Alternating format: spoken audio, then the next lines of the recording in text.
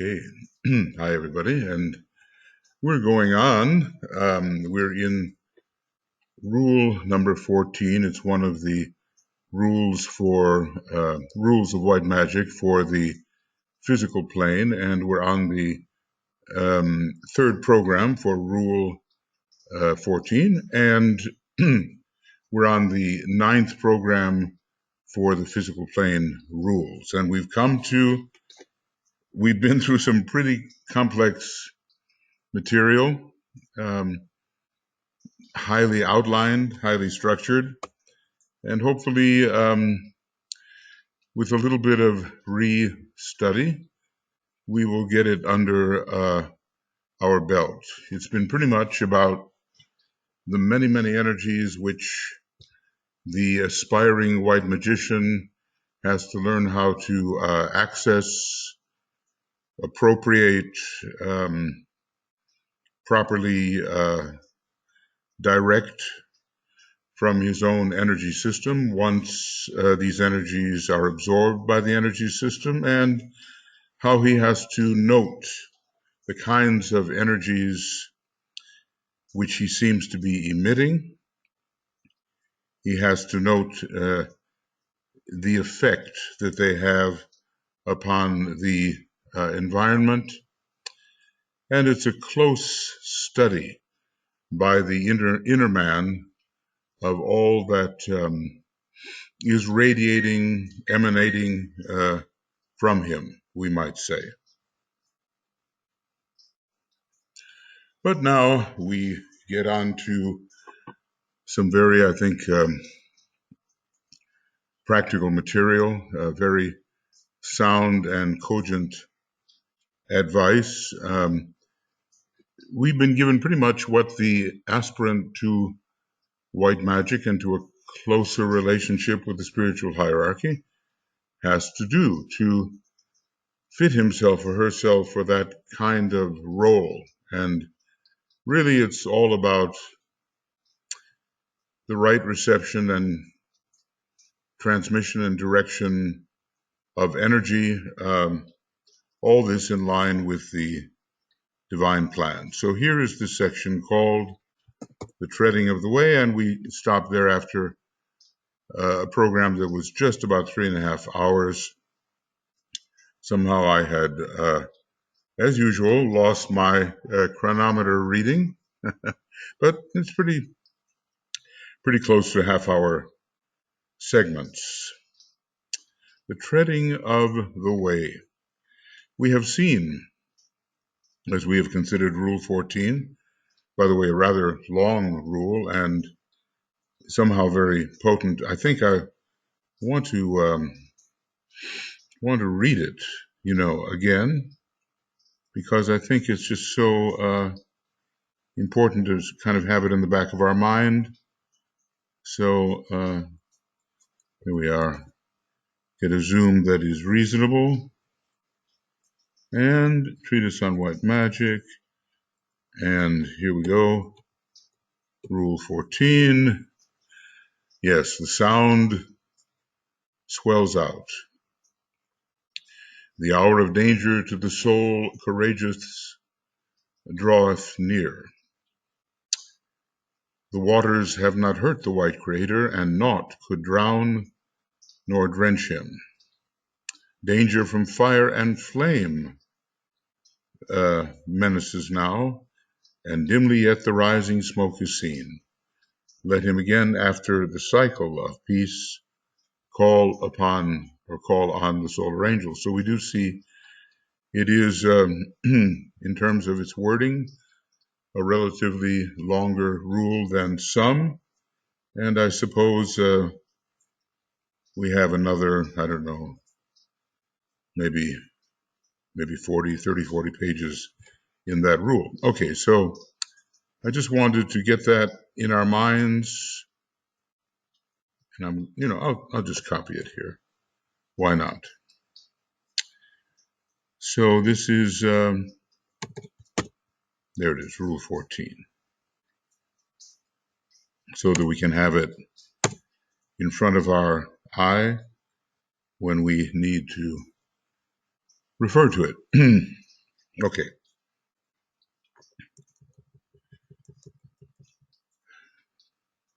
So, as we've considered Rule 14, we've seen in the magical work the critical point of objectivity has now been reached by the aspirant. He's endeavoring to become a magical creator and to accomplish two things. Now, objectivity. Whoops, that's not right. We'll get a. In other words, we have reached the point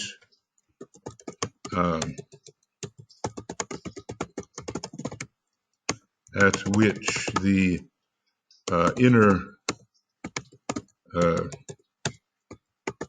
inwardly created structure of thought and desire is to become tangible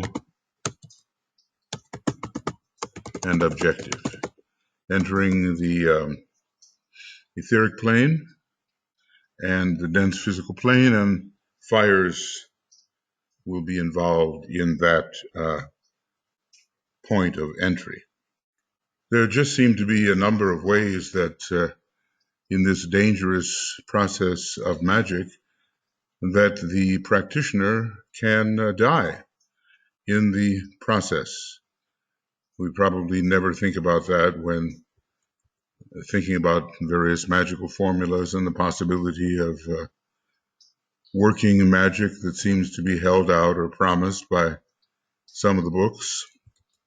But yet it is true, there is danger and the possibility of a premature demise unless with purity and right connection to the soul, the solar angel, unless these things are sustained properly and the right procedure is used.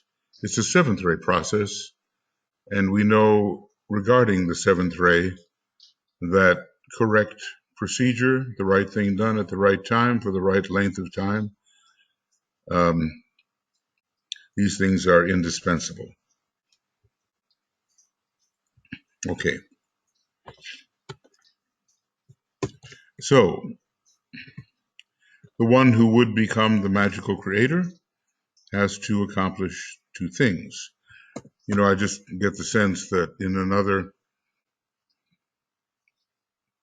century, maybe another 2 centuries, some of these magical methods will be put into practice in a practical manner. Right now, there is the academic learning about them, but he tells us that if we apply ourselves to the academic studies now, it'll be that much easier in the future when the true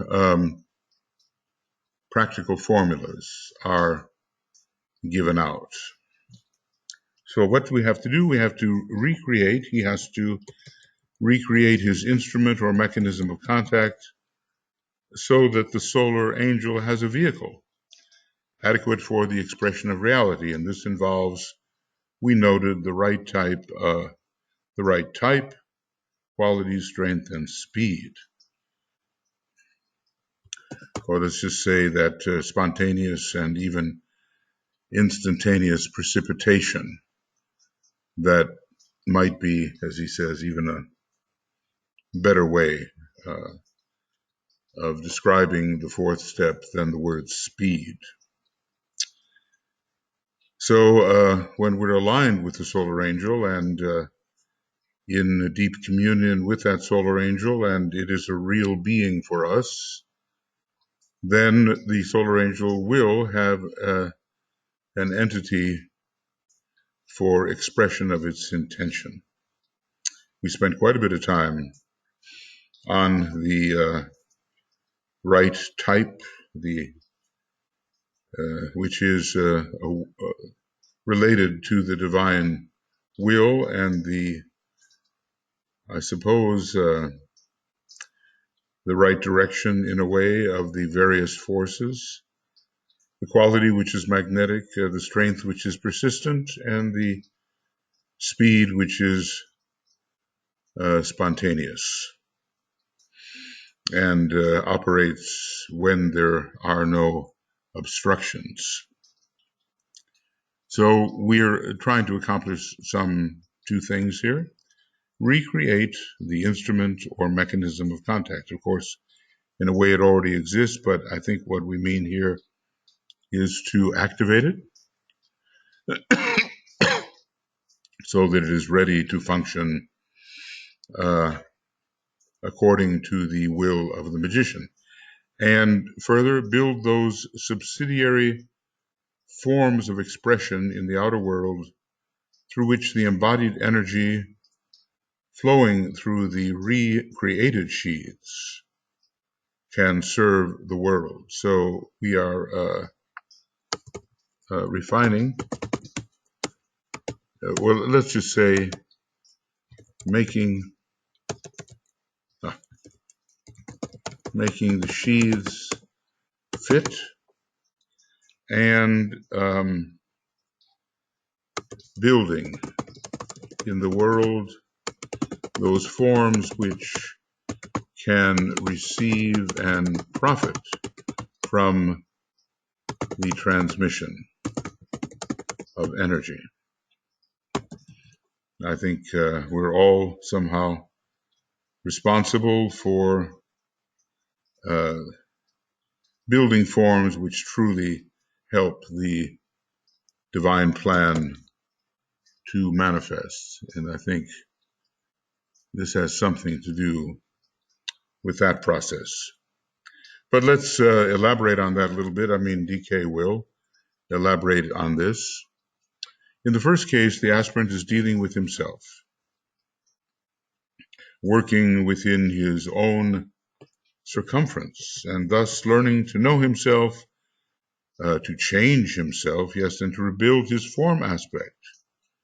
In other words, this is spiritual training, and no one who is untrained and relatively unpurified can step in and perform successfully the white magical process. I don't know about the other kinds of magic. In many ways, it probably can be performed by those who have so many liabilities in terms of their motive, even though they may, we're told, pass through a purification process just for their own safety. So we're working within our own circumference, and know thyself, change thyself, rebuild thyself. This is necessary. Otherwise, the plan will be received and expressed in a distorted manner. In the other case, he is learning to be a server of the race. You know, he's building the forms which can serve. I think I'll put that down here. Building the forms through which he can serve, you know, various kinds of groups and organizations are built. Means, buildings, methods, patterns, whatever you want to call them, they do give access to those who must be served, and the energy can flow through those built forms and reach the people and or whomever one is serving, whatever kingdom, and lift them up. Various inventions come in here. We could probably think of many forms that are built for the purpose of service. And, you know, look at medicine and the surgical instruments that are created to perform certain procedures that could not be accomplished before that time. So there is a building process whereby to enhance the method whereby the inner energies reach and assist others. So in the other case, and that's case number 2 here, okay, in the first case, number 1, and in the other case, let's call it number 2, he's learning to be a server of the race and to construct those forms of expression which will embody the new ideas, formulation of ideas through thoughts, in books, in art. Man is a form-creating being at his present stage of development, whether he does that consciously or unconsciously. And this is a kind of conscious creation under the influence of love and goodwill and illumined mind and steadfast will, to construct those forms of expression which will embody the new ideas, the emerging principles, and the new concepts which must govern and round out our racial progress. So all kinds of, new inventions, new patterns are emerging. In the emergence of the new patterns come new possibilities for the elevation of man. The second ray is a ray, it's called the ray of the divine pattern, maybe then the ray of archetypes, which are purposeful and found on the higher planes of being.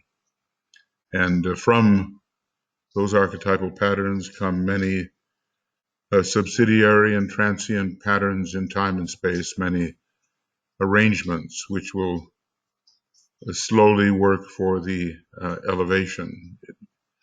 I mean, just think, even very practical things. Let's think about education and medicine. There are some countries that see to the medical needs of their people because they have evolved patterns, systems which meet those needs. They see to the educational needs of their younger people and the training of those who are working for various kinds of jobs and professions. And patterns exist because they've been created to facilitate these things. Other countries don't do this at all. Those patterns are absent, and therefore the good that comes through the patterns of relationship, that good is missing.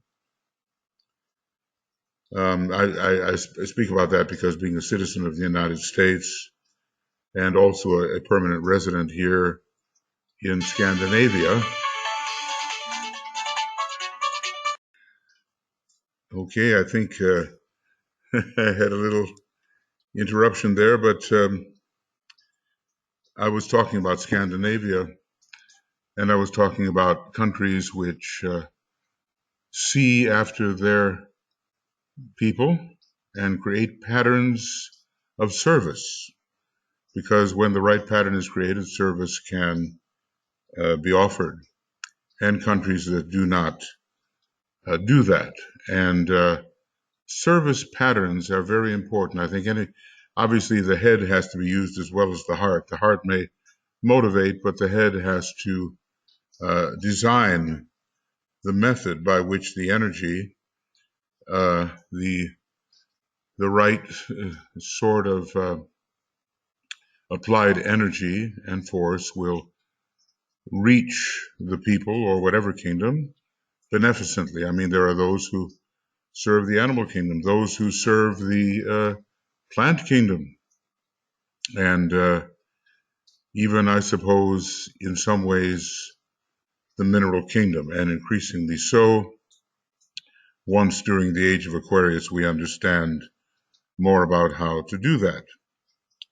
So, constructing the forms which will embody forms of expression which will embody the new ideas, the emerging principles, the new concepts, which must govern and round out our racial progress. And we have no idea about the patterns which will be conceived to serve in the future. After all, it is a great age of service, isn't it?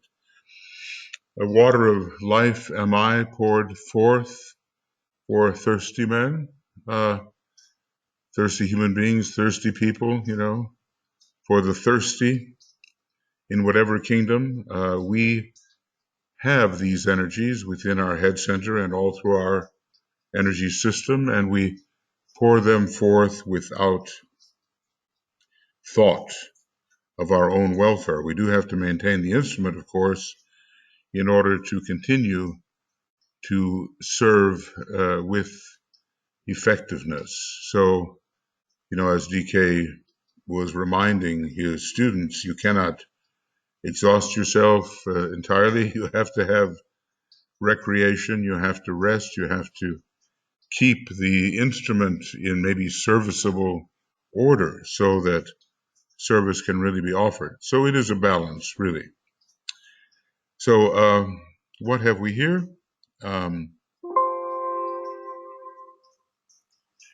Right.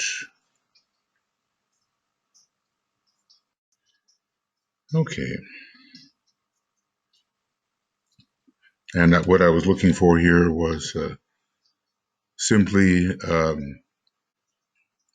what the magical creator is attempting to do, and he has to accomplish two things. He has to get his mechanism into a serviceable shape so that it can really endure in high quality service, and he has to build the patterns through which he can serve others, serve in the environment. Remember that no man is a disciple in the master's sense of the word who is not a pioneer. Well, that's quite a statement. I mean, we do have to break new ground, and we have to hew our way through the jungle of the ordinary and make new paths towards the accomplishment of new objectives. A registered response to spiritual truth, a realized pleasure in forward-looking ideals, and a pleased acquiescence in the truths of the New Age do not constitute discipleship. Whoa, that is a powerful statement, and it should cause us to evaluate our particular approach to spiritual truth and to forward-looking ideals and to the truths of the New Age. These do not constitute in and of themselves, although they are necessary, discipleship. If it were so, the ranks of disciples would be rapidly filled, and this is sadly not the case. So he's saying here, in a way, well, he's saying it, there are not yet enough disciples. Well, this was being said in the late 20s, and when this book was being written. Is it still the case? I think it is in many ways. In many ways, it is still the case. It is the ability to arrive at an understanding of the next realizations which lie ahead of the human mind, which marks the aspirant who stands at the threshold of accepted discipleship. Seems like we skipped over, the aspirant is a disciple of a kind, maybe a probationary disciple. It is the power wrought out in the crucible of strenuous inner experience, not just outer strenuous experience, to see the immediate vision and to grasp those concepts in which the mind must necessarily clothe that immediate vision, which gives the man the right to be a recognized worker with the plan, recognized by the great ones. That's acceptance, isn't it, in a way? If not recognized by the world. This is so defining, isn't it? So we're learning what really makes an aspirant, what really makes a disciple. There's nothing sentimental about this, and certainly there's nothing easy about it. The ability to arrive at an understanding of the next realizations, not the distant ones, but the next necessary ones, which will really help the present situation, the next realizations which lie ahead of the human mind, which mark the aspirant. He's part of the avant-garde, in a way, the forward-moving edge of the body that's moving progressively. And there's, danger on the front lines in a way. But further, and that aspirant stands at the threshold of accepted discipleship, already being a kind of disciple, we might say an accepting disciple, a probationary disciple, then an accepting disciple.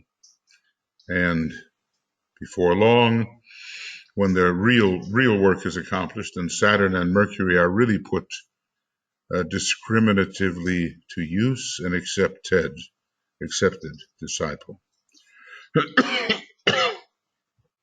It is the power. Notice how that word comes in here.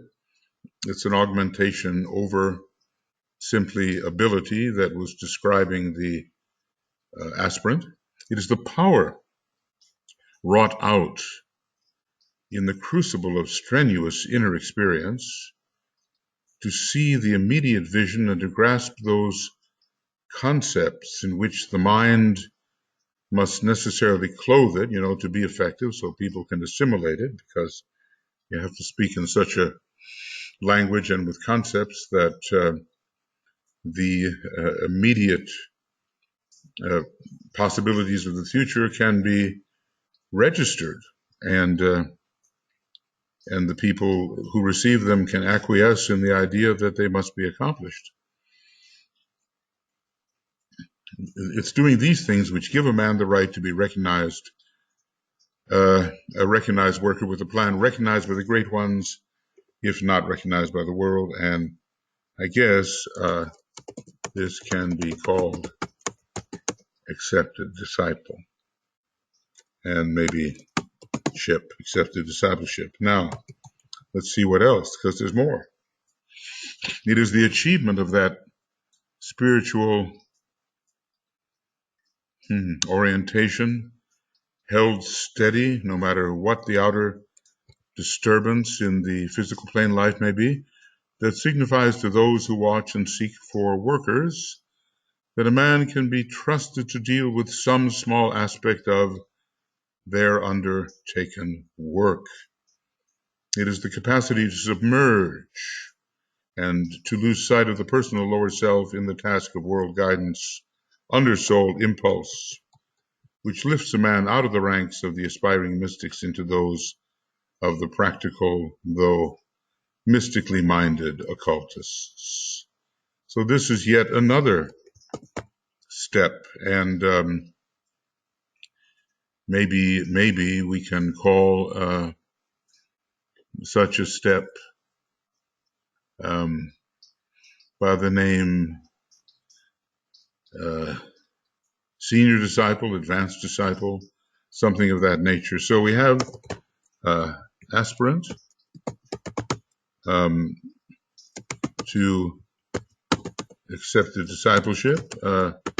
We have the accepted disciple, and we have the more senior disciple, who is also a probationary initiate. Well, all of these stages, they kind of overlap, and it's really difficult to make them cut and dried, as it were, because that takes away the livingness of them. A human individual interested in the spiritual work can be a number of things simultaneously.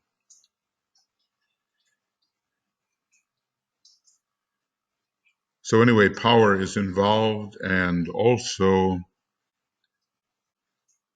this persistence, this strength of persistence that we have studied to hold steady, no matter what the outer disturbance of physical life, plain life, maybe even probably many of us have no idea of how steadily some of those who have gone before and who've achieved, how steadily they have held under circumstances that might prevent us from doing the work.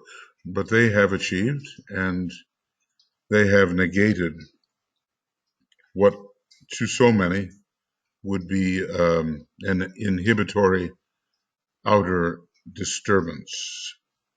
And there are those who do watch and who do judge, and they judge when a human being can be brought into closer rapport with the ashram that they have gathered. You know, it's symbolic perhaps, but it's really vibratory. Where we stand with respect to the ashram, it depends on the degree of our skill, our selflessness, our mental illumination, our love, the degree to which we can appropriate spiritual will and express it, certainly as goodwill and later as the will to good. There are many markers which the great ones looking on by which they can judge.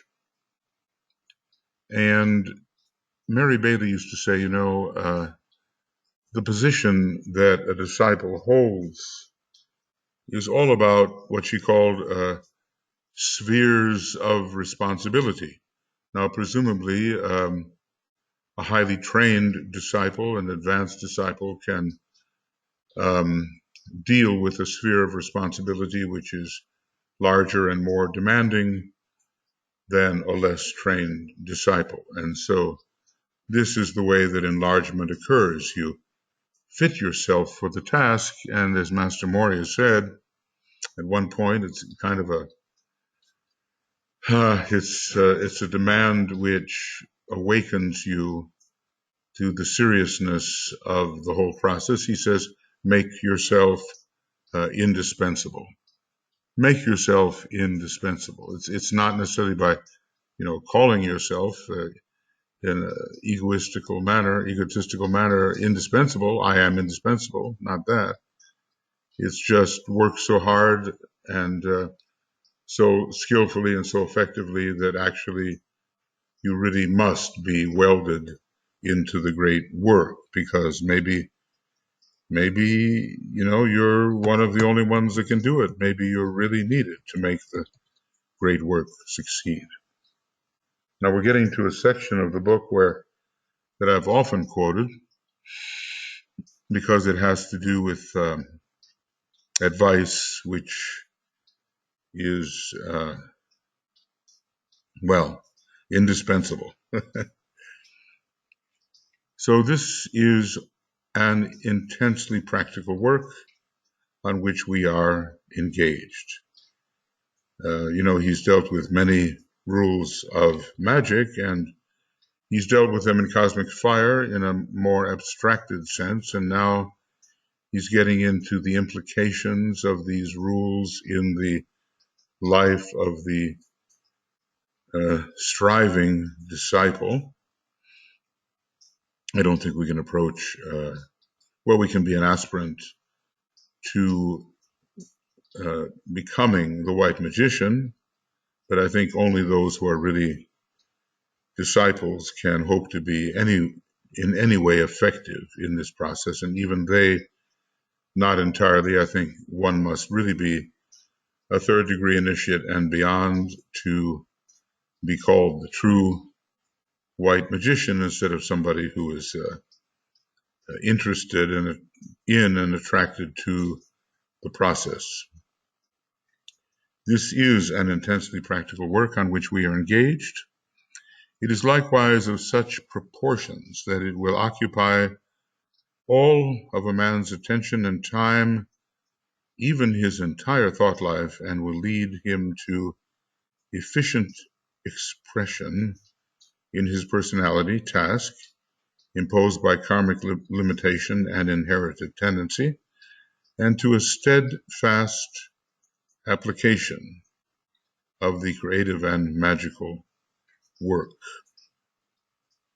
I think I must read it again. Intensely practical work. It will occupy all of a man's attention and time, even his entire thought life, and will lead him to efficient expression in his personality task. Notice the efficiency aspect there, the third aspect, imposed by karmic limitation and inherited tendency. And what is that personality task for any one of us? And what are the karmic limitations which have drawn the circle within which we have to undertake that personality task? Every one of us should, as I say, see how we got where we are and how our spiritualized personality task is indicated by not only our aspirations and our the types of energies we appropriate, but by karmic factors which hold us within a certain ring pass knot and demanding that we perform efficiently within that ring pass knot. Discipleship is a synthesis of hard work, intellectual unfoldment, steady aspiration, and spiritual orientation, plus the unusual qualities of positive harmlessness and the opened eye which sees at will into the world of reality. So this is real discipleship, and this is a kind of discipleship as it appears when a man is no longer called a disciple. Well, we're all disciples. Even the planetary logos is a disciple of the solar logos, and on it goes. So there is a relativity of terms, but the later part of the sentence indicates a more advanced stage. Well, this is one of those sentences which we read and which steadily constitutes guidance for us and a clarification of what we might have thought discipleship was. A synthesis of hard work. Notice he puts that first, doesn't he? Interesting, because it's not just that pleased acquiescence in ideals and interesting thoughts and oh, how interesting that is, but we don't work at it, It's not that. It's a synthesis of hard work, intellectual unfoldment, so the mind has to be well focused, the man has to be focused, at least mentally, even if not entirely polarized mentally. That's maybe a later stage between the second and third initiation.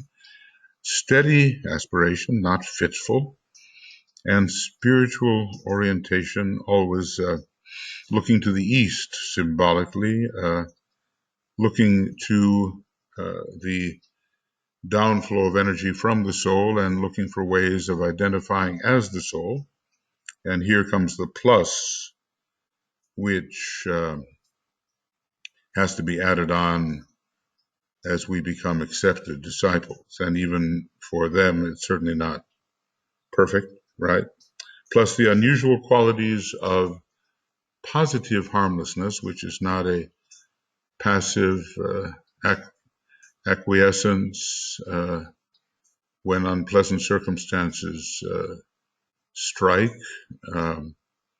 We may have to take, in being harmless, DK advises us, we may have to take even drastic action. So it does not, harmlessness sometimes suggests some kind of passivity. But it is not so.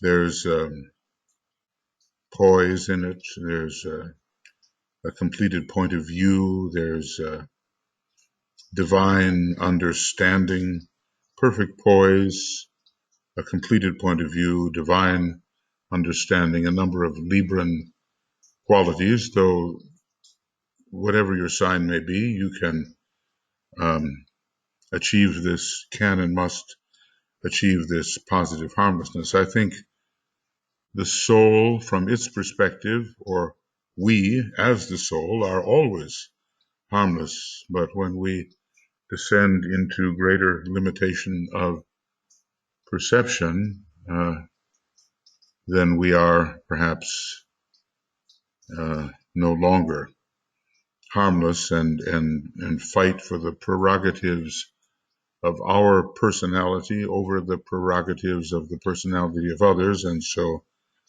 there is this friction in the world of fire by friction instead of harmony in the world of solar fire. Positive harmlessness and the opened eye, the eye of Shiva, which sees at will into the world of reality, and there, this opened eye, this is this triangle of the head center, the ajna, and the alta major center must be completed and functioning, and it seems to evoke the powers of the third eye, and it's more an achievement of the third initiation.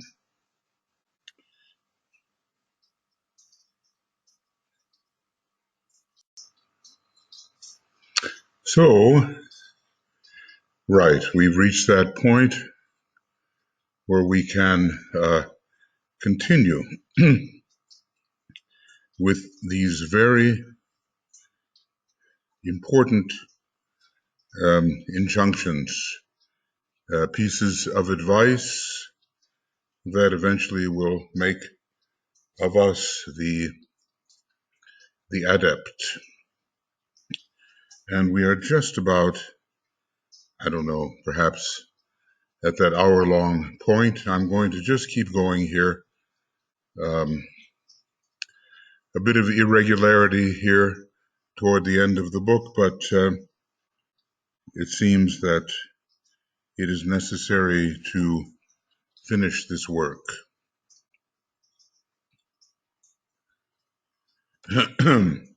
Certain considerations should be brought to the notice of the disciple, which for the sake of clarity we will tabulate.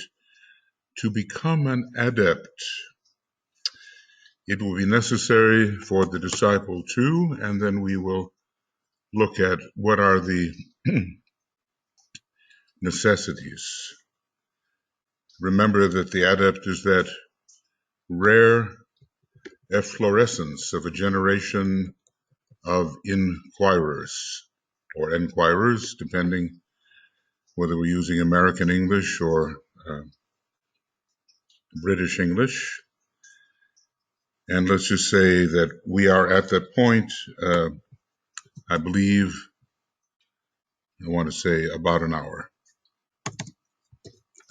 About an hour has passed in 14.3. So this is serious business here, because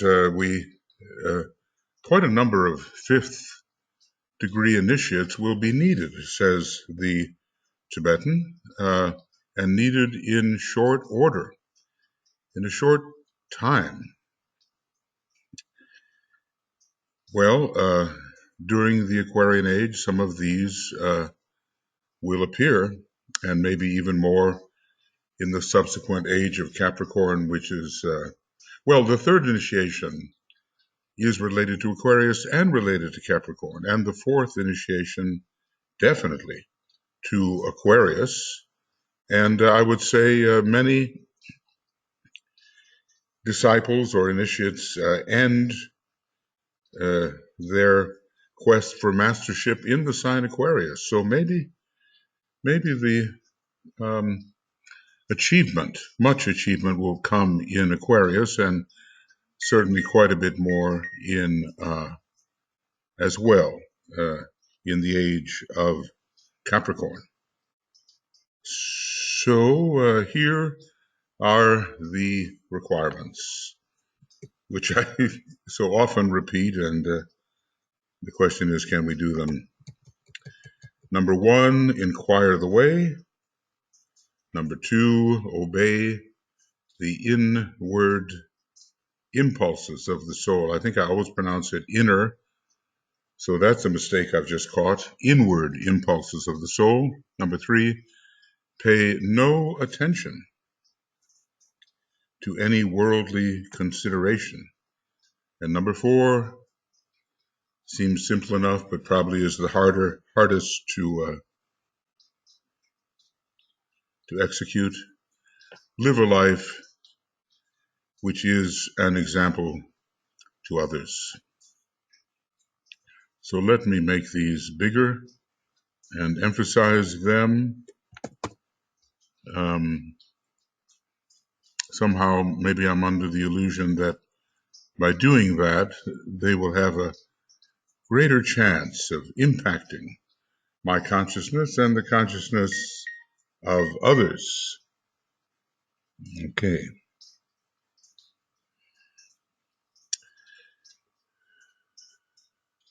So now he's going to explain these very practical injunctions, demands, pieces of advice, rules, whatever we want to call them. They are ways which, if followed with persistence, with intelligence, with the proper technique, they will lead to adeptship. They will lead to mastership. Okay, that's a better word yet. Requirements. Requirements. Requirements for transiting to adeptship. These 4 requirements may sound at the first superficial reading as easy of accomplishment, but if carefully studied, it will become apparent why. The adept is the rare efflorescence of a generation of inquirers. So let us take up each of these 4 points.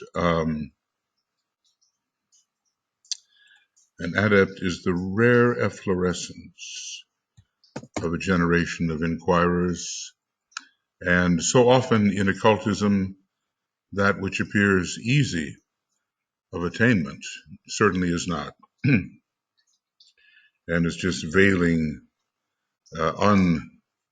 unsuspected depths. So inquire the way. Inquire the way.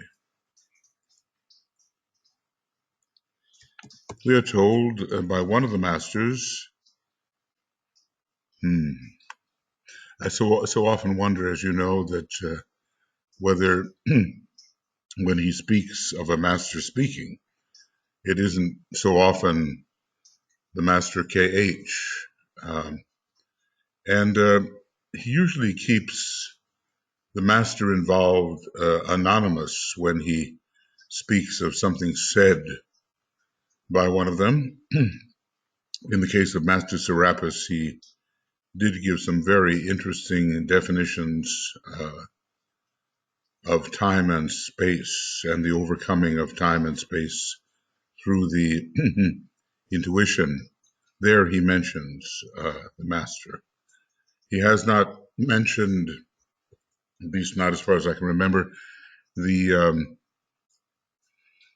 statements of Master KH, though no doubt, since Master DK is a disciple of Master KH, no doubt Master KH is responsible for a number of these statements which DK offers when he talks of a master speaking.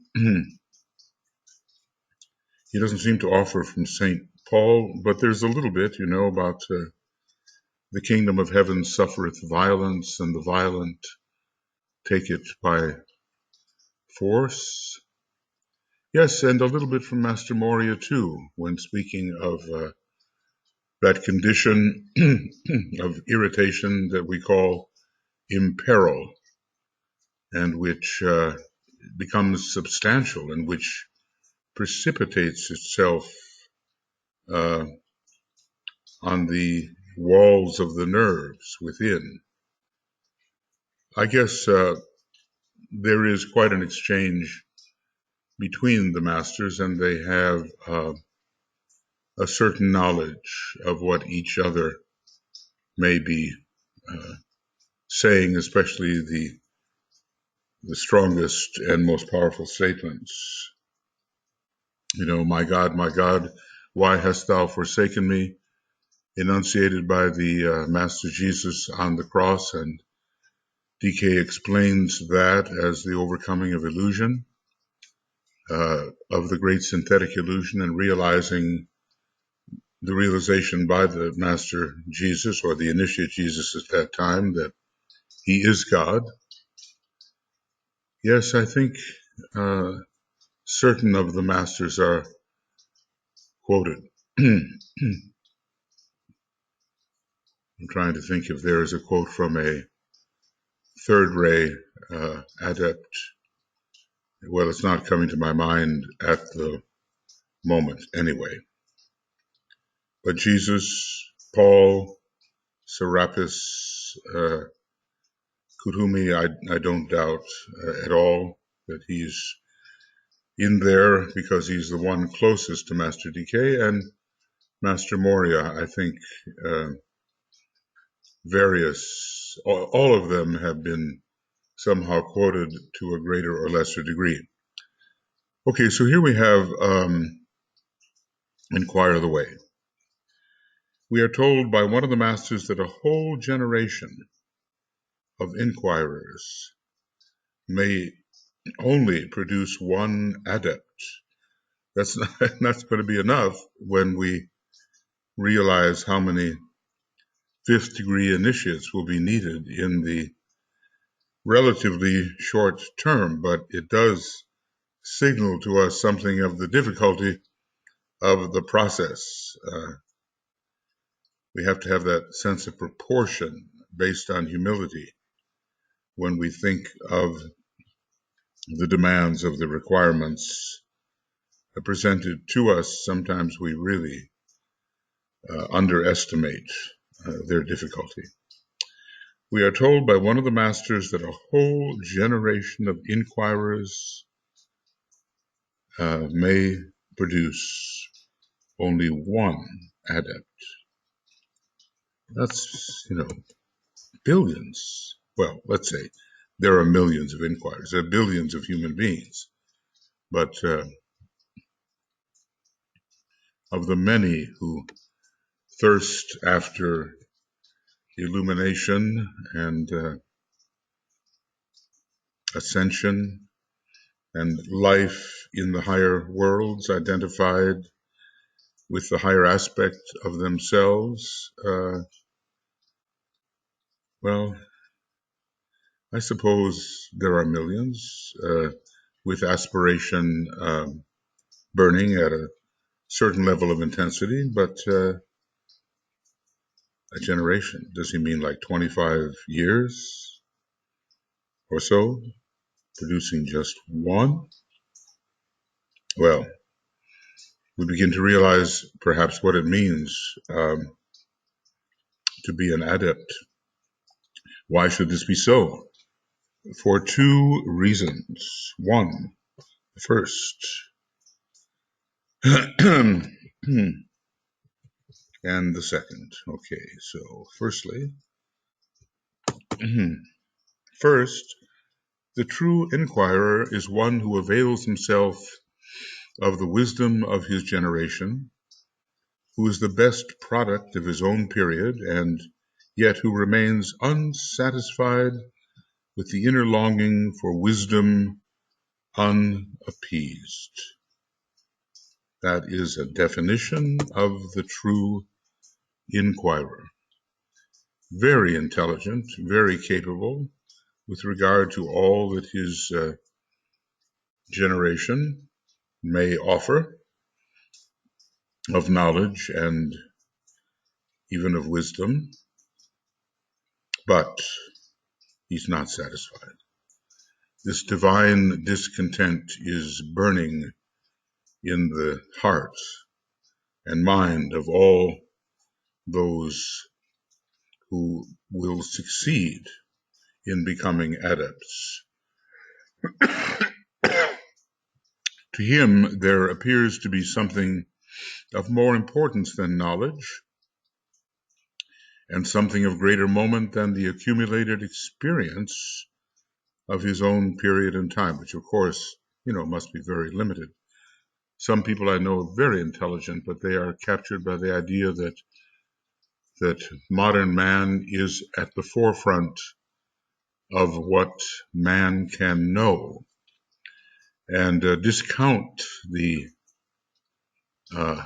thought that in previous times and among adepts and initiates and priests and those of the inner temple, that even more was known. They discount that entirely.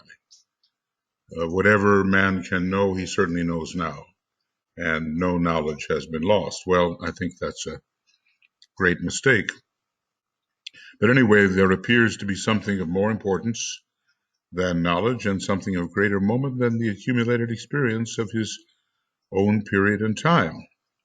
His spirit within knows that omniscience will be his, and is discontent forever until omnipotence, omniscience, and omnipresence has been achieved. The spirit knows these things,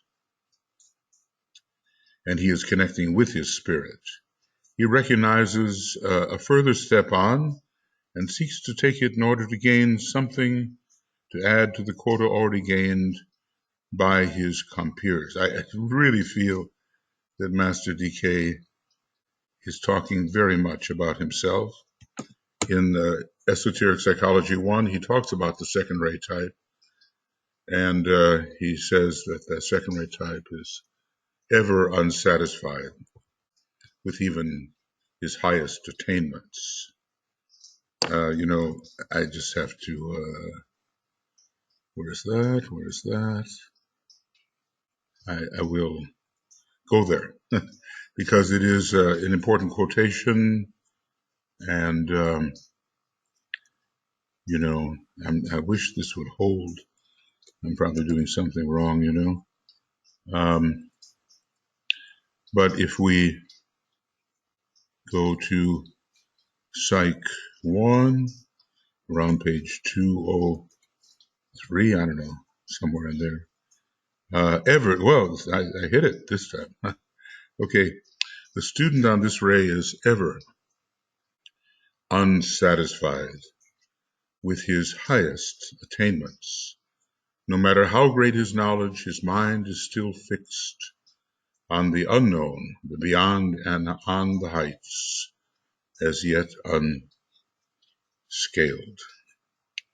I find that to be such a definitive quotation about the inner longing of the second ray type, especially if on the knowledge aspect of the second ray. So I'm going to just put this in here, and this is EP 1203.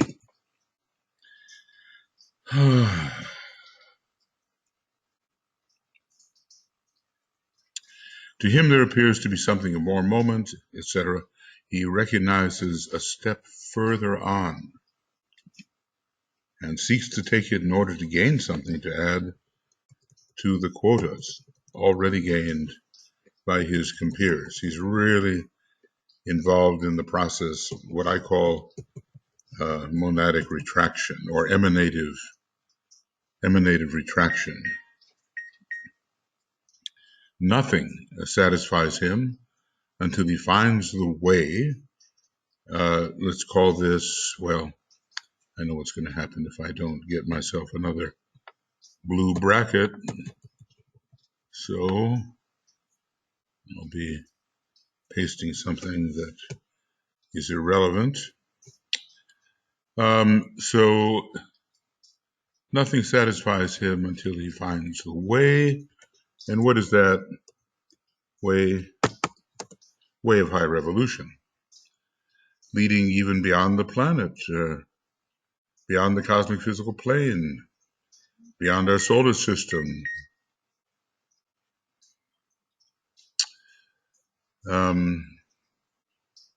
Okay. And nothing appeases the desire at the center of his being. Notice where that desire is coming from, and notice that desire is not to be discounted as a factor in the life of the advanced type. The planetary logos, the solar logos, and beyond, they have their desires too.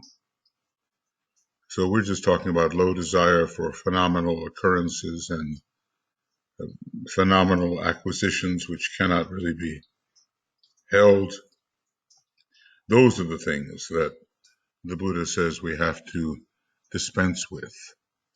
So nothing satisfies him until he finds the way, and nothing appeases the desire at the center of his being except that which is found in the house of his Father.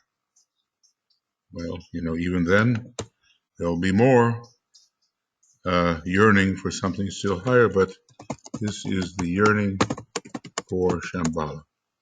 He is what he is because he has tried all lesser ways and found them wanting, and has submitted to many guides only to find them blind leaders of the blind. These guides have all had their, what can I call it, bucyric tendencies.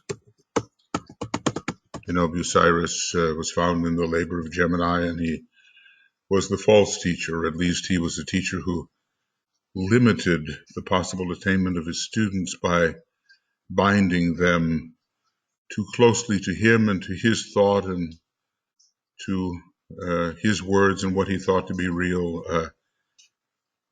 Bucyrus did not encourage the inner capacity of his students, but made repetitive mental slaves of them. And finally, there was a overthrow. Hercules rebelled and bound Bucyrus to his own altar. Anyway, you know the story, and in the Labors of Hercules, you can find the story. The Tibetan actually has written in the old commentary style the story of the first 7 labors, so Gemini is included. The early labors being more elaborate than we might otherwise expect, and when he stopped writing and others took over, naturally the labors could not be so elaborate, and much probably was left out that would have been patent to the Tibetan's understanding. In any case, he cannot follow others, really.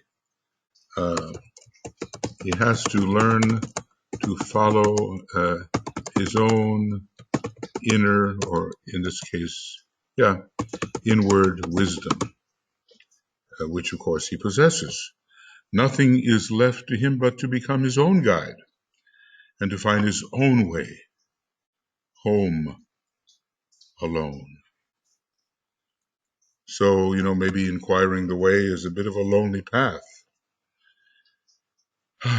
I remember I had a little bit of this maybe once in my life because I had written a book on the rays and, utilized much of what DK had said and thought of quite a bit based upon that, thought of that myself. But then when I got into the infinitization book, it's like I put everything away. And I used a few points of contact. I had a tiny little book called, there was a translation of the Viveka Kudamani, the crest jewel of discrimination. It wasn't even the translation that the Tibetan recommended. I think he recommended a Chatterjee translation. I didn't realize that, and I didn't have it. So I just dealt with this little, very little book translation, and I used that as an occasional reference, but I felt that I had to find within my own understanding, and of course I've not yet found it, but within my own understanding, a way to present certain ideas. And now here it is, more than 20 years later, and I'm finding that I didn't go deep enough. And I'm going to be, again, relying upon my own wisdom, if I can access it, my own intuition. Of course, none of this really belongs to the individual. And that which is intuitive is like the golden hind on the hillside near the temple. You may capture the hind, but when you turn around, there it's going to be. The deer, the golden deer, will still be on the hillside. It doesn't really belong to anybody. So I think I have a little experience with this, and there is a question of self-trust. You have to give yourself permission to think through things on your own without holding the hand of the guide too tightly. So he has to find his own way home. In the loneliness, which is the lot of every true disciple, are born that self-knowledge and self-reliance which will fit him in his turn, to be a master. We really do have to develop this self-reliance, and we don't just mean this in a personal sense. Maybe some work on developing personal self-reliance will help us develop the self-reliance of one who identifies as a soul or a triad or even a monad eventually. But it doesn't stop at the personality, surely. And our next objective is to develop the self-reliance of the experienced soul that has been through many incarnations and can begin to learn to trust itself. It has seen and it has harvested the wisdom from experience. The loneliness is not due to any separative spirit, but to the conditions of the way itself. Well, we oftentimes talk of the path, but once the sixth initiation begins, we talk of the way. But maybe DK is speaking more generically here, and the way means the path. Aspirants must carefully bear this distinction in mind. It's not the loneliness of separativeness. It's the loneliness which the path forces upon every individual who would learn to access his own wisdom. What is the old saying that knowledge dwells in the mind of those attentive to the thoughts of others? The wisdom dwells, I think it's in the heart of those attentive to their own thoughts. So this question of self-trust and making the leap into accessing the higher aspects of one's energy system, it's a bit of a perilous process and a little shaky, and we don't know when something good is coming of it at first, but we have to, without declaring the absolute truth of what we find within ourselves at first, we still have to risk it and not hold the hand of the superior guide too tightly, otherwise we'll never develop our own expression of the divine will. So inquire the way. That's the first thing about it. And let's see what he says here.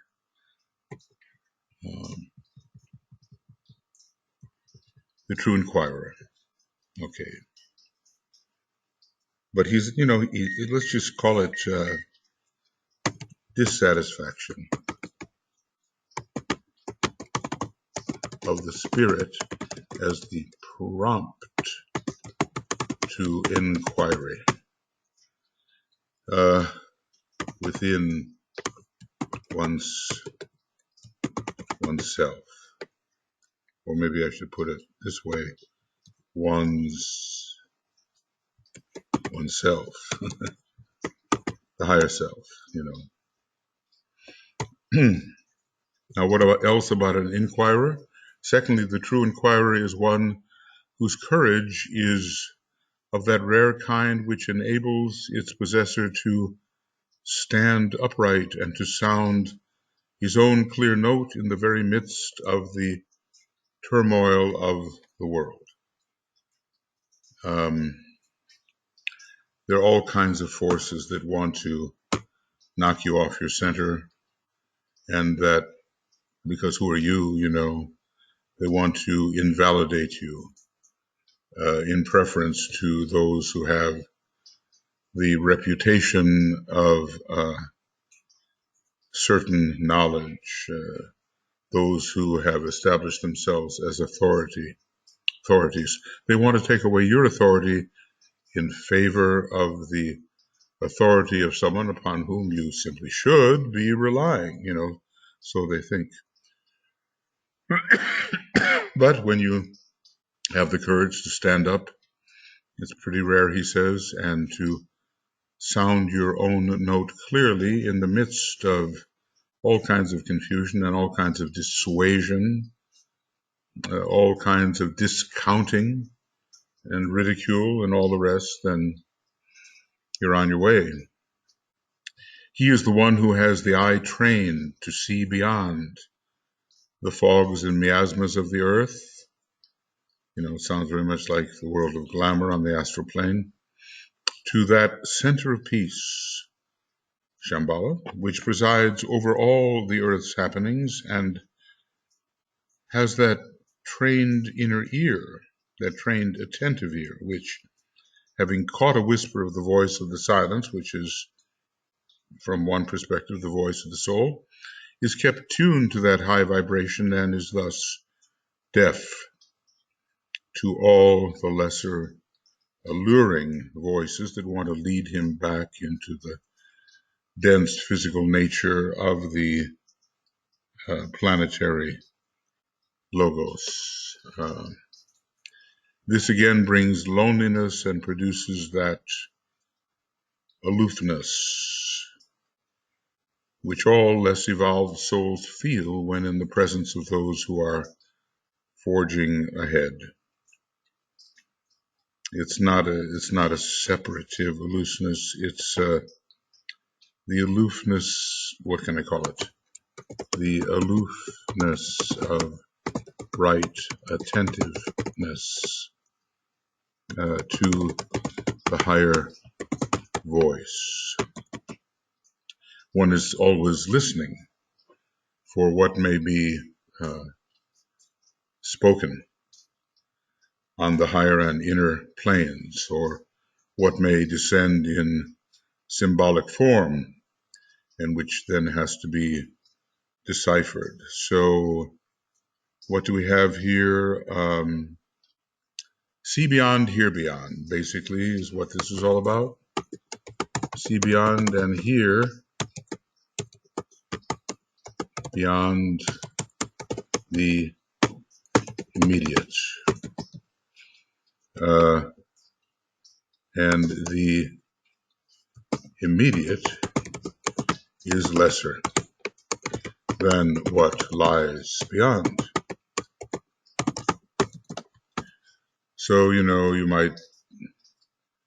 these people, they have to receive the best from their surroundings, but they have not to be bewildered the way so many people with a modern mind are bewildered about what is reality. They have to be attuned beyond the level of confusion or possible acquisition in the immediate surroundings. You take what is useful, but you see beyond and you hear beyond.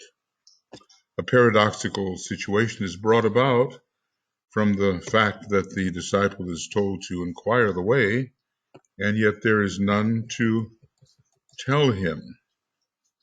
Well, what would you say? None other than the true self, which he is.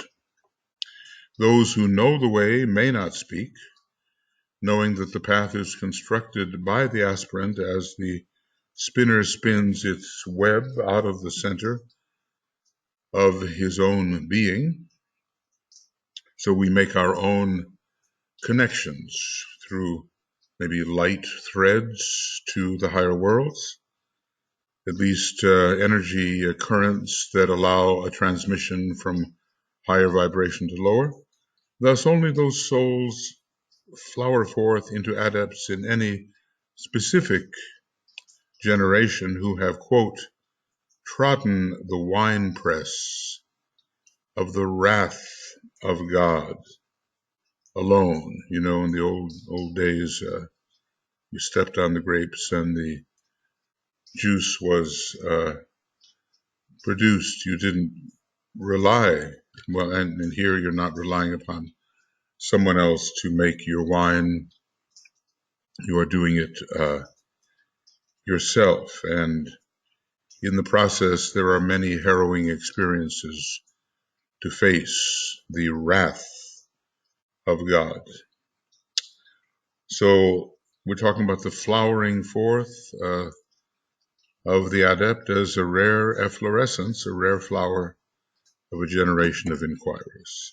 Or who, in other words, those souls who have worked out their karma alone and have intelligently taken up the task of treading the path. Let's just say each individual is unique in expression and identical in essence.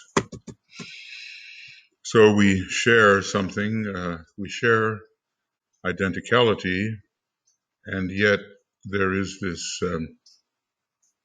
aloneness experienced in our unique circumstances and that unique part of the will of God, which it is our duty to bring into expression, maybe before successfully returning to the identicality.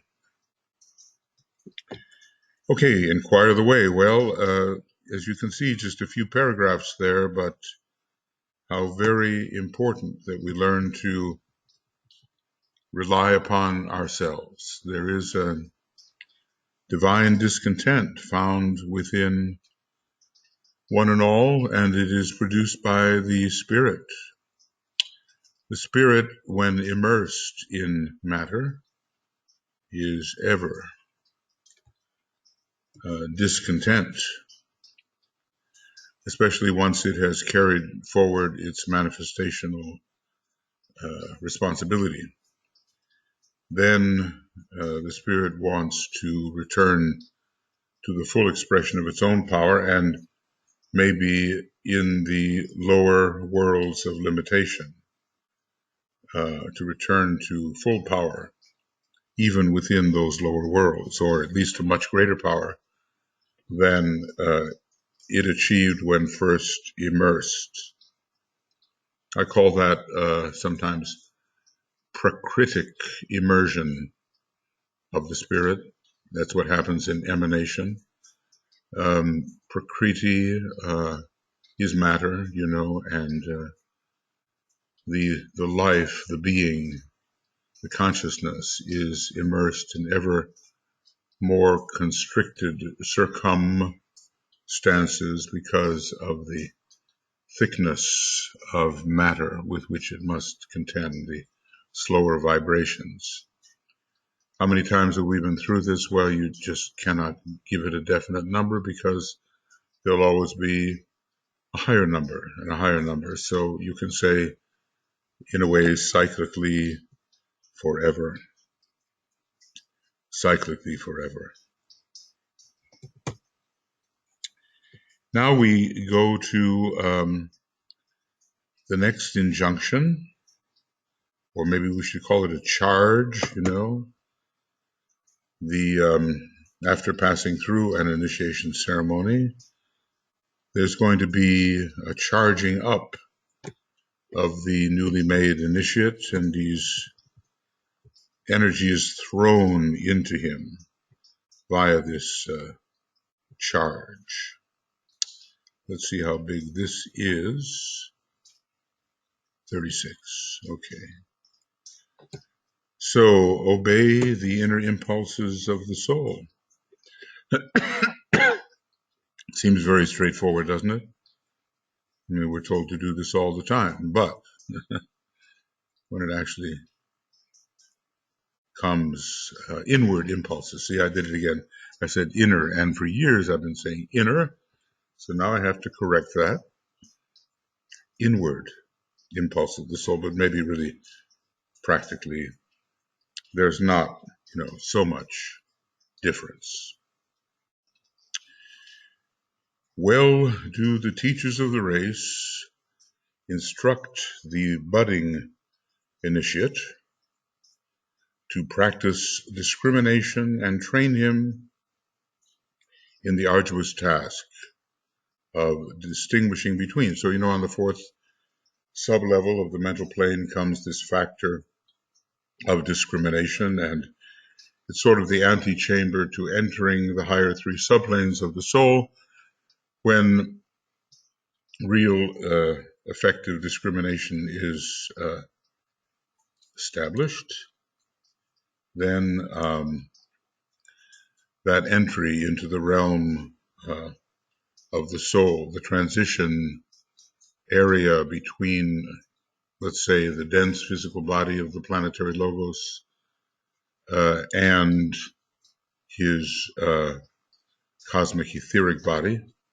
Like I say, the higher three subplanes of the mental plane are in a way transitional. They are etheric from a certain point of view, and yet transitional into the cosmic ethers where we can truly begin to live within a principled, cosmically principled area of the planetary logos and also of the solar logos. So distinguish between instinct and intuition. See, one has the full knowledge of why something is as it is, and the other may guide intelligently but unconsciously. Higher and lower mind, desire and spiritual impulse, and I suppose the spiritual impulse has more to do with aspiration, selfish aspiration, and divine incentive. One can aspire for better circumstances for the personality, but divine incentive has to do with the urge towards service and acquisition of higher potentialities and liberation, ultimately the better to serve, and E, the urge emanating from the lunar lords and the unfoldment of the solar lord. Unfortunately, we here on our earth, we have this disintegrating body we call the moon, and it's was part of the third chain in the Earth scheme, and it met maybe an untimely end, or maybe it was indeed timely given the mistakes that were being made, even by the planetary logos, in relation to this moon chain. So we need a very sharp, discriminative mind. We need to see personality will be motivated largely by instinct, higher, lower mind, desire, selfish aspiration, and lunar urges. And that part of us, which is the ultimately detached soul and incarnation, the consciousness within the personality, will be motivated eventually by the intuition, and before that by the higher mind. And there will be a spiritual impulse which will elevate the quality of desire into aspiration and a yearning for the higher states. And there will be a reception of the higher levels of spirituality and even of divinity, which is higher still. And they will provide an incentive for the individual to reach in his desire body towards these sources, and not for the things of the phenomenal world against which the Buddha warns us. And we will have as well the unfoldment of the Solar Lord, to which the soul in incarnation attends. Less and less we as the observer within the personality, let's say, less and less we attend to the promptings of the personality, less and less, and more to the still small voice, to the cyclic radiation of the soul, which earlier in this book it tells us are our higher impulses. More and more we attend to those kinds of things, even in the midst of chaos, of fatigue, of apparent emotional upset, of mental confusion. All that can exist, but somehow our attentiveness is tracking the real source, which in this case is the soul, and still higher sources remain for us to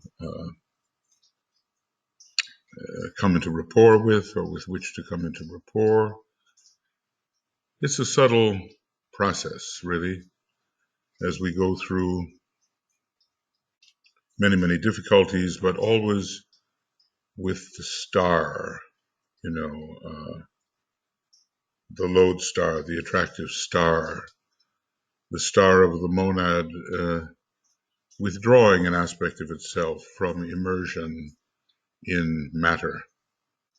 And we accordingly rise through higher and more intense, or higher and higher points of tension, reclaiming that which we lost upon our descent.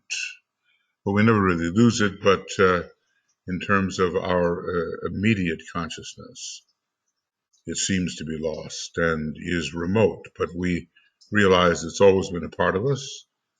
And as we ascend emanatively, or reascend, well, we've descended, so I guess we will ascend. We discover the vastness. Increasingly, we discover the vastness of our true spiritual and then divine nature.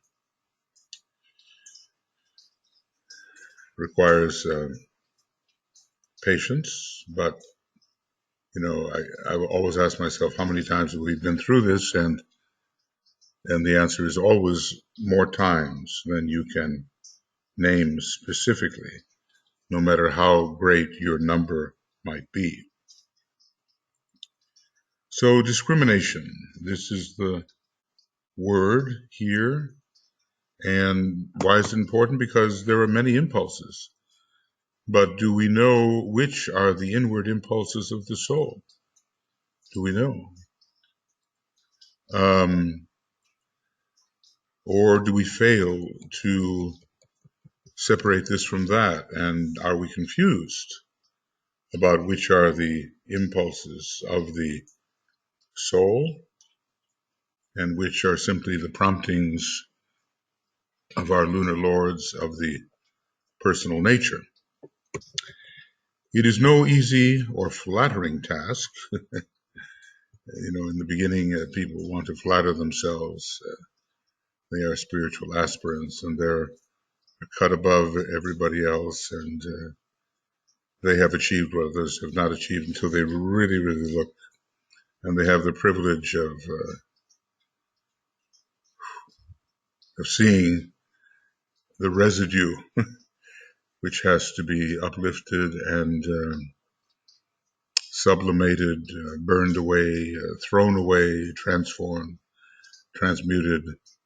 You can't carry around the residue in an untransformed state. You just can't do that. It will hold you down.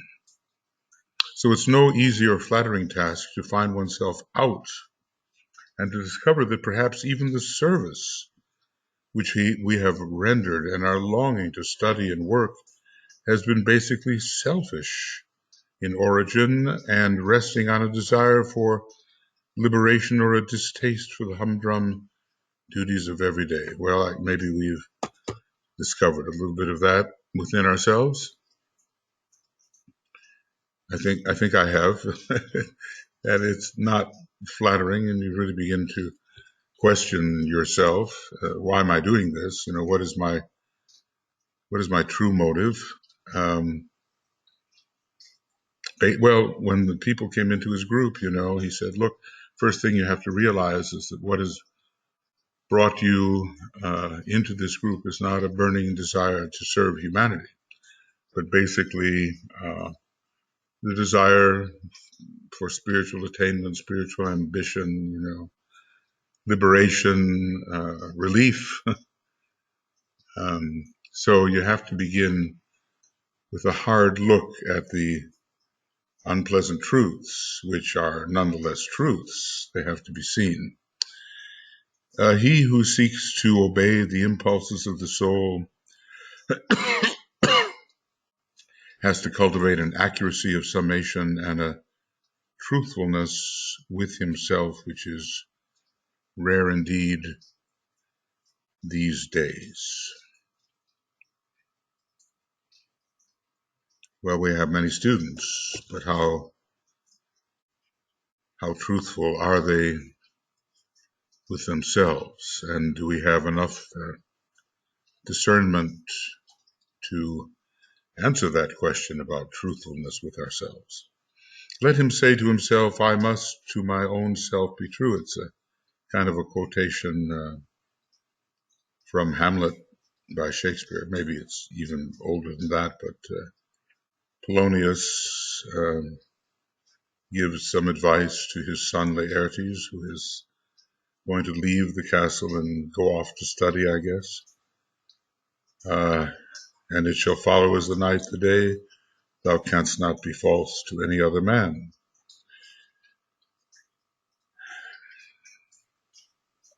Well, maybe, different signs of the zodiac teach us to be true to our own self, and maybe somehow Leo teaches the most.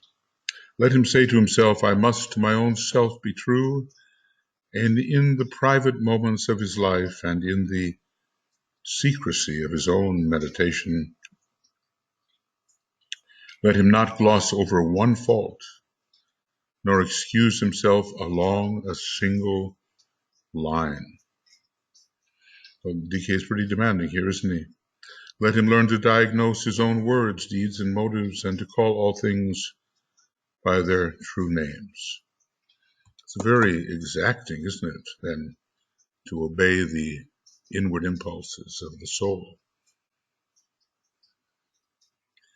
Very exacting, and who is going to hold you to this standard of truth? I mean, the master's not going to materialize and say, no, you're not being truthful. You yourself,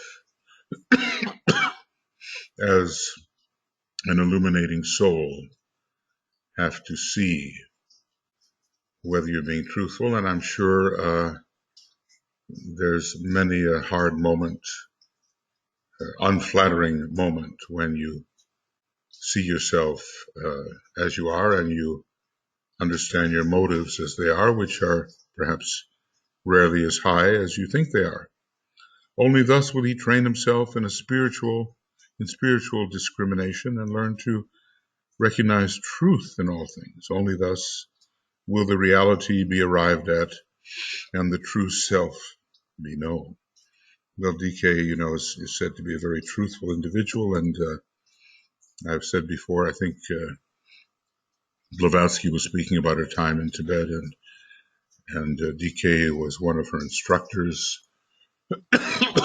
still a young man, and something to this effect was said, that I know a youth so pure that no lie would ever escape his lips.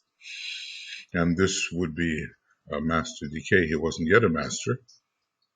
I guess he was an arhat at that time. Excuse me. And in 1875 became a master. Interestingly, the same year, these are related, that the founding of the Theosophical Society took place. So, truth in all things, if you are to obey the inner impulses, the inward impulses of the soul. It's really the use of the fifth ray, cultivating an accuracy of summation, and, willing to see the unpleasant aspects within oneself. I suppose Pluto is involved here as well, because it does tend to unearth that which is hidden, and to bring it up before the eye of the observer, and then you just have to admit it. Sometimes your computer gets invaded by all kinds of promptings, but I've learned that don't try to do something else while you're trying to do this, or you'll pay the price. Okay, so obey the inward impulses of the soul, and you have to discriminate what they really are, and you have to be very truthful as you purify yourself, so you can obey these inward impulses. Sometimes what is very pleasant, you think, well, if it's spiritual, it's got to be pleasant. I have to be enjoying it. But sometimes the most dire type of requirements are offered in the line of true spirituality, and not that which is pleasant at all. And we have to learn to achieve certain eliminations which we didn't even suspect. Maybe other people are pointing them out to us somehow, and we maybe don't believe them. They tell us how we are, and we don't believe them, and then we have to see it ourselves. So there are things in the way still for all of us who are reading books like this, there are things in the way all the way up, of course. Always there's an impediment to the next stage of achievement. So you don't let yourself off the hook. And, you think about Leo there for a minute, and the cave that Hercules encounters, where the lion races in, the lower self, the personal nature, and Hercules says, okay, I'll take care of you now. But the lion runs out the back door, or the back entrance, and then maybe runs in again, and it's a very elusive process. The lion of pride, the lion of lower personality is elusive until Hercules takes the step and says, look, I won't let you escape. I will now block the escape route. And then he can chase the lion into the cave, and the confrontation takes place, and Hercules really sees himself as he is, and he kills that lion and becomes the victor over his lower self. There are different ways to kill a lion. Hercules kills a lot of things with his club, but the unicorn blinds the lion with his weapon of revelation, the horn of the unicorn, and maybe kills it too. Well, there's a lot of things that we have to kill out. Just read Master Hilarion in his book, The Light of the Soul. Was that it? Light on the Path? Maybe that's it. And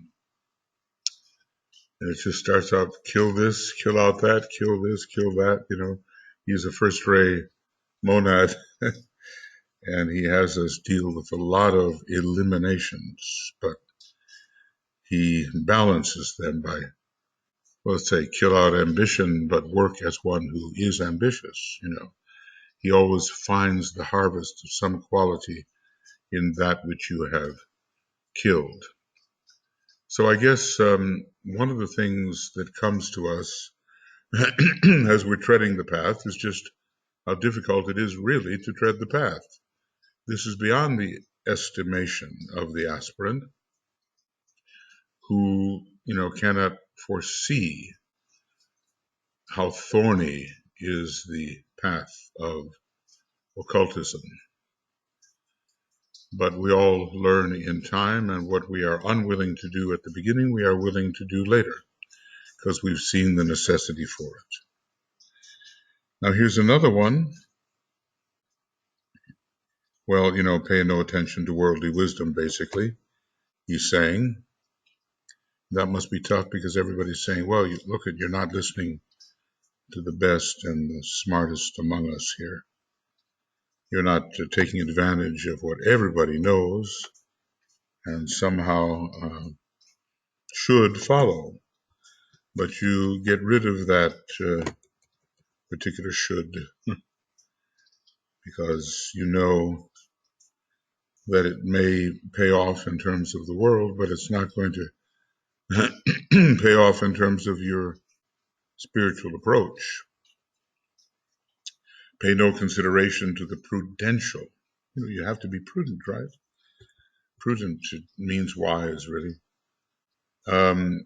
Prudential considerations of worldly science and sagacity and, worldly knowledge, we might say, and sagacity, the wisdom, the apparent wisdom of the world. If the aspirant has need to cultivate a capacity to walk alone, that's the first one. If he has to develop the ability to be truthful in all things, otherwise you can't achieve this obedience to the soul and import the qualities of the soul and identify as a soul. So he's summarizing here. He has likewise the need to cultivate courage. So he's going to look at this from the point of view of courage, where you stand up and you sound your own note, despite the fact that worldly wisdom, knowledge, sagacity may go against what you say. When Einstein was discovering the theories of relativity, special and general, the German scientists thought it was absolute nonsense. And then, in their sort of fifth ray concrete way, they could not follow him because he really accessed the intuition and had a tremendous abstract mind. But he had to offer his truth as he understood it, despite the withering criticism which was directed towards him. It will be needful for him to run counter consistently to the world's opinion and to the very best expression of that opinion, and this with frequency. Well, I suppose DK is speaking as one who knows. been through it, especially since his work lies in the realm, it seems, of knowledge and wisdom, a very brilliant mind, very learned individual. But you have to sort of stand up. And sometimes, Giordano Bruno tried to stand up, and he had great conceptions of what the universe might be, and even was kind of intuiting the idea of the speed of light, that what one was observing of the heavens was not really as it is right now, but you're observing many times simultaneously. This star, the light from this star occurred at that time, the light from another star at another time. It's not how things are right now. It's a composite. Well, he had a very expansive point of view. He tried to offer the cosmic perspective in the midst of the Counter-Reformation, or when the Counter-Reformation was beginning, and the guardians of the scripture were very frightened at the Reformation, which was taking place in Germany and in Europe, Northern Europe. So they were unusually harsh with him. Plus, he had a keen wit and a bit of sarcasm, and he had criticized them a little too pointedly, I guess. But in any case, courage to offer the way you see things. And they may be very, very different. I realized, in choosing the path of occultism, when you talk to those people who are nourished on the best that science can offer at this time and think no further, it's a tough sell. Occultism is a tough sell. And the worldview of the conventionally knowledgeable and wise just cannot yet embrace it. Maybe step by step, as the etheric body is discovered and as its functions are revealed, maybe some encompassing of the occult presentation will occur. And there are some scientists, of course, who are making the bridge, but not the majority. So it will be needful for him to run counter consistently to the world's opinion and to the very best expression of that opinion, and this with frequency. He has to learn to do the right thing as he sees and knows it, irrespective of the opinion of the earth's greatest and most quoted. And some of these greatest and most quoted may be even those who broke ground earlier and ran against what was the prevailing wisdom. We're assuming that quantum theory has some merit, and it's certainly widely accepted among many now, but Einstein rejected it. And what did he say? God does not play dice with the world, something like that. The consideration of what chance was. Anyway, some of these quantum theorists had to run counter to Einstein as the great authority. So, his ideas, Einstein's ideas, had settled into the public mind as sacrosanct as the truth. And yet there was more to be discovered. So I really, I don't know enough about it, but looking at it from the fifth ray perspective, Einstein had his theory of relativity, and Niels Bohr had the quantum theory, and they were both colleagues in a way and or contemporaries. What was the interaction? So he must depend upon himself and upon the conclusions he himself has come to in his moments of spiritual communion and illumination. It is here that so many aspirants fail. Okay, well, better to be warned, right? They do not do the very best they know. They fail to act in detail as their inner voice tells them. They leave undone certain things which they are prompted to do in their moments of meditation, and fail to speak the word which their spiritual mentor, the self, urges them to speak. Well, we have to test ourselves against what the Tibetan just said. It is here that so many aspirants fail. And it is in the aggregate of these unaccomplished details that the big failures are seen. It's not that you fail once, it's just over time we continue to make the same mistakes. And we demonstrate the same type of spiritual cowardice. It is in the aggregate of these unaccomplished details that the big failures are seen. There are no trifles in the life of the disciple, and an unspoken word or unfulfilled action may prove the factor which is holding a man from initiation. So, practical advice, but very earnest somehow, and not leaving the opportunity for evasion.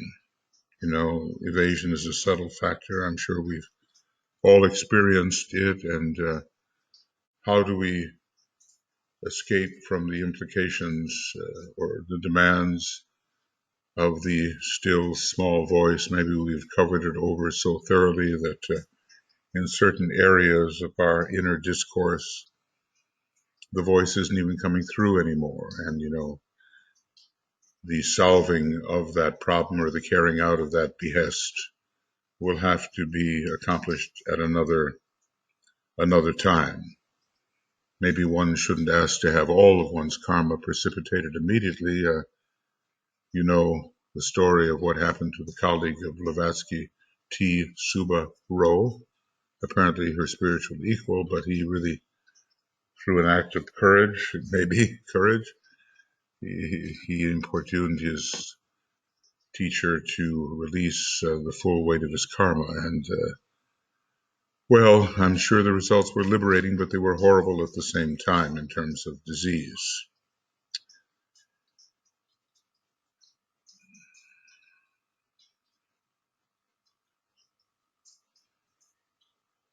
So courage, right? Courage.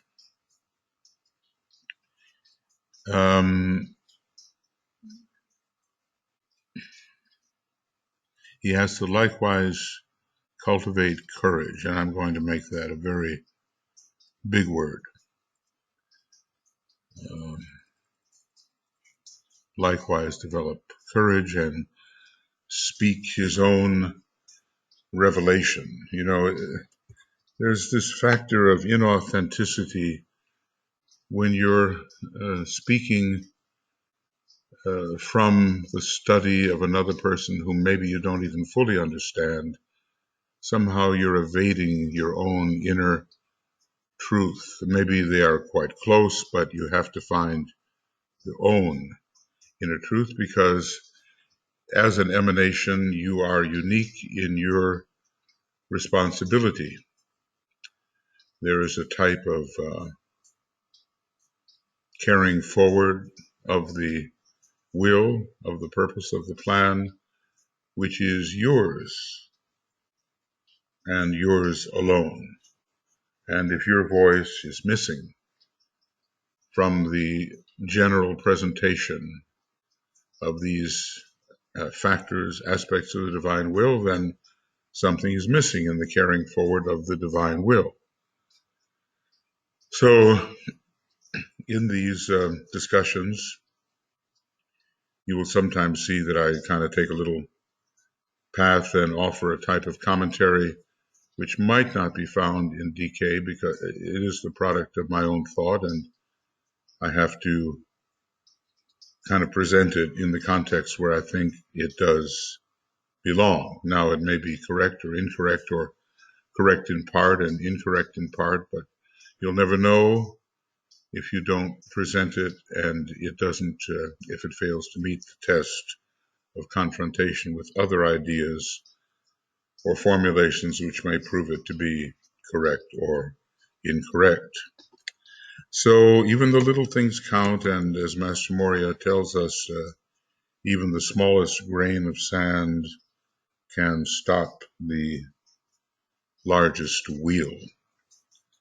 So there are no little things, and as Moria says again, so often his life was saved. He said he was very rarely assassinated or anything like that, even though he occupied positions of power. He was very rarely assassinated because he observed the little things, which revealed to him much bigger things. So be aware of what apparently are the trifles, and also realize that these trifles, these tiny little things, can be much more important than we imagine, and actually, because we don't have the courage to perform them or to take care of them, we may be holding ourselves back from the next possible step. I mean, this is certainly one of the most practical areas in the Tibetans' presentation here in the White Magical Book.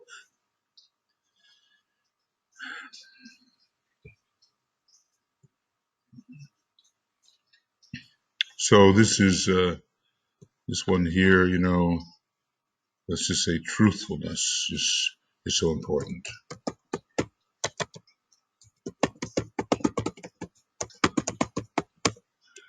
And in the next one, having the courage to pay attention to your own wisdom and not what is suggested to you to be a better and higher wisdom than your own, and asks you to forego or to stop paying attention to your own wisdom. That would be a big mistake, you know, and this kind of decision to go with one's own inward wisdom relates to the idea that better one's own karma or dharma than the dharma of another.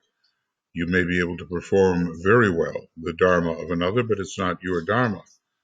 And by not performing your own, you leave an aspect of the will of God unaccounted for, and the divine plan cannot fully manifest if you don't do your particular task.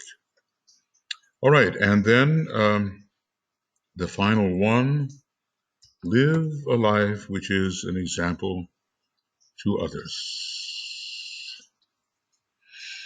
Well, is it necessary, he says, for me to enlarge upon this?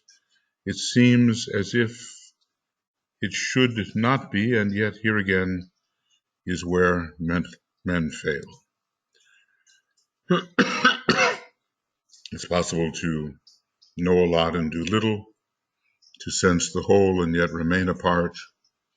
It's a second-rate failing. It's possible to be a know-it-all, but not a do-it-all.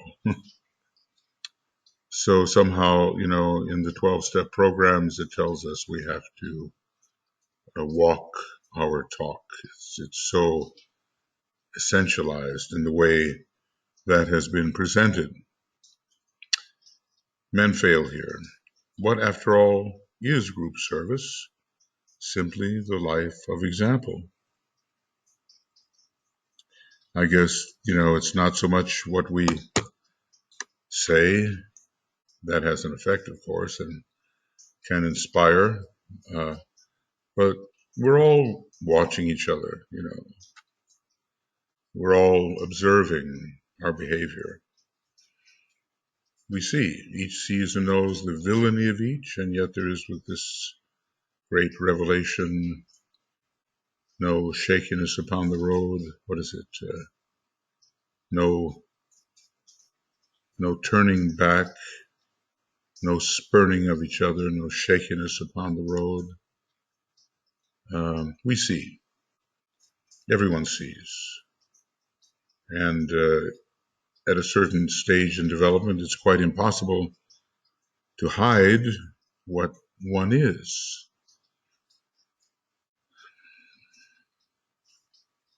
So what, after all, is group service? Simply the life of example.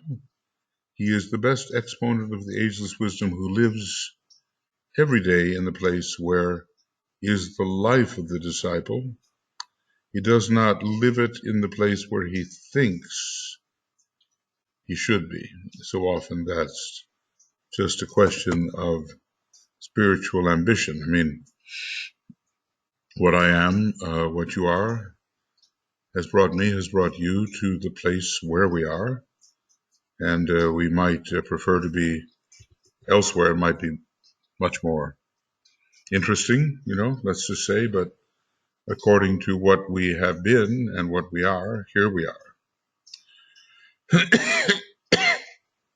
So if we're forever longing, if only I was out of the house not taking care of the kids, then I could really be a disciple, And then you leave behind, unaccomplished, a certain developmental stage, which has to be completed.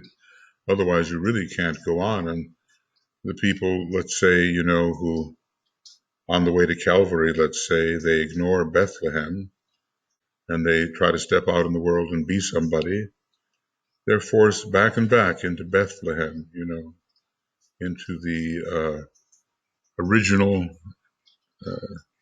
stage where you have to pay your duties, maybe to the lunar lords and to the manifested beings on very humble levels.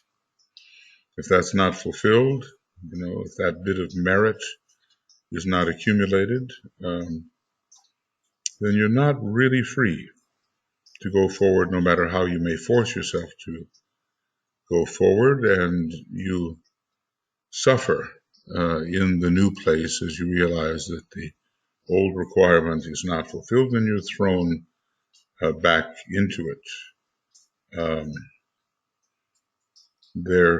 What's the old saying that the mills of the gods grind slow but exceeding fine. Every little fault and non-observance, every little error, these things are detected and they have to be handled. Perhaps, after all, the quality which produces the greatest number of failures among aspirants to adeptship, I guess that's all of us who are treading the path of probationary initiation or initiation, is cowardice. All right, that's a tough one. Perhaps, after all, the quality which produces the greatest number of failures among aspirants to adeptship is cowardice. Well, there's something to think about, and, I guess if we weren't cowardly, cowed, hiding, in some level of our nature, we would have made much more rapid progress than at present. Men fail to make good where they are because they find some reason which makes them think they should be elsewhere. Men run away almost unrealizing it from difficulty, from inharmonious conditions, from places which involve problems, and from circumstances which call for action of a high sort and which are staged. Great stage director, the soul, to draw out the best that is in a man, provided he stays in them. They flee from themselves and from other people instead of simply living the life. Whoa, this is such sound advice for so many. See, immediately I can think of many people to whom I would recommend this, which must certainly mean that I have to recommend it to myself.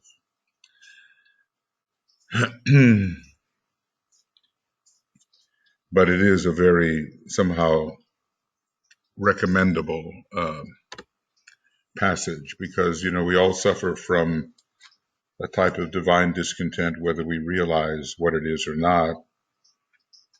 And that divine discontent can drive us towards premature exit from the place and circumstances in which we could fulfill our spiritual duty and acquire new capacities and fulfill certain karmas of the past. So it's so practical. And, if I, on some gloomy day, when it's, you don't see the sun for days, and you can ask, well, what am I doing here? What am I doing? Why am I here? I would rather be, the little self would rather be, and then I forget that these circumstances have been staged by the soul so often and are the place where you have to make good. We have to make good where we are. It's true we might have been somewhere else had our decisions been otherwise, but we made those decisions on the basis, again, of who we are. What is our energy configuration of the moment? So if we want to have a new pattern, we have to fulfill and get the best out of the pattern in which we find ourselves. Live a life which is an example to others. So inquire the way, obey the inward impulses of the soul, pay no attention to strictly worldly strictly worldly wisdom or sagacity, and live a life which is an example to others. So simple, these 4 recommendations, and we could test ourselves every day. The more I think about it, the more I realize that this book could be read with such profit by so many. It's nice to race off and get into cosmic fire and the rays and the initiations and so forth, but then again, how is the foundation built except by fulfilling the abundant requirements that we find here?